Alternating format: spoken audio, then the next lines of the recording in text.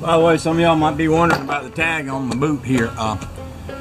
Josh had these brand new boots in a box. They're a little bit small for me, but since we're out here working in a somewhat possibly muddy area, he said, "Where are these?" And he said, "I'll take the tag off." I said, "Oh, I just leave it on there. It looks kind of cool, you know." So there you go. Got on a brand new pair of SR Max slip resistance composite toe boots. So there's that. How much better can life get than that, eh?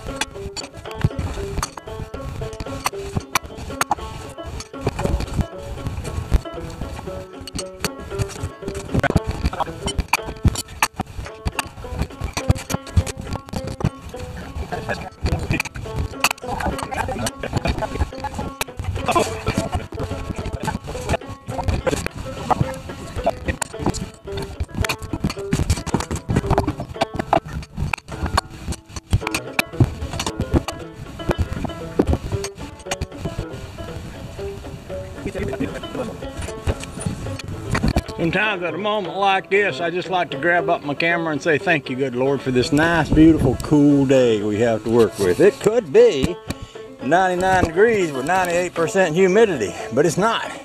It's a lovely day.